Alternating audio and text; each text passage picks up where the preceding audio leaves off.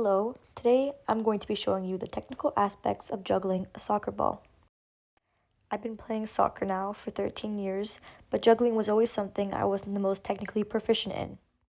This video will show you how I juggle now, and what I do well, and what I need to improve.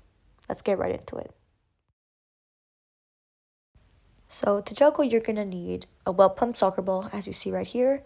Also, you're going to need some soccer shoes. These don't have spikes at the bottom because I'm not on grass. After that beautiful transition, I get right into it. I roll the ball up, I do a few juggles my right, and I put it onto my left. As you can see, my ball control isn't too bad. It's just I don't have very good balance when I juggle. As you can see, I'm putting my arms out, but this doesn't really help, and eventually I lose the ball, as you see right here.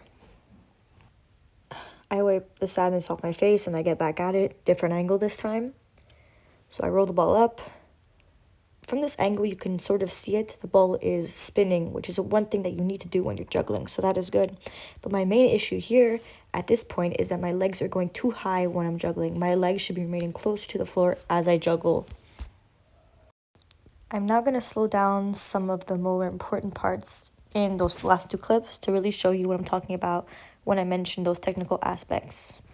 So to show what I'm doing well, I'm going to show you the flick up to start. So I put my foot on top of the ball and I roll it towards me right here.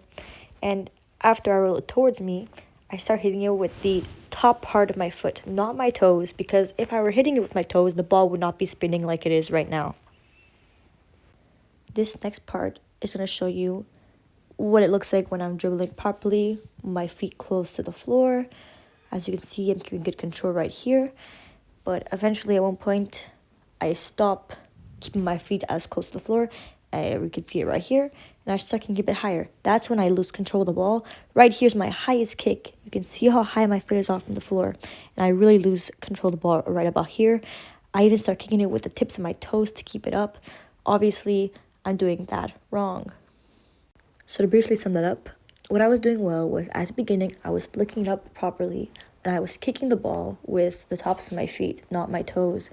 Also, while I was doing that, my feet were staying lower to the ground. Once I started losing my balance due to lack of practice, I would start flailing my legs in the air, and that's when I would lose control of the ball. Here's an exercise you can do to improve your touch on the ball. So firstly, you keep the ball in your hands, and you drop it in front of you, and you kick it up into your hands again. Whenever I do this, I try to use both feet, of course, but obviously practice my left a bit more because that is my weaker foot, and I want to improve the touch on that foot. The second one you can do is very similar, except now you're doing it, you're hitting the ball twice instead of hitting it once before catching it.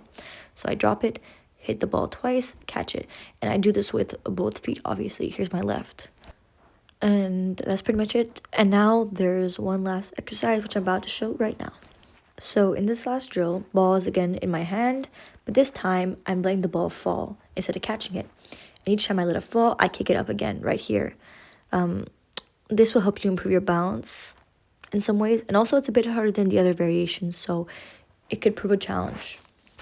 Thank you for watching, and I hope you learned something today.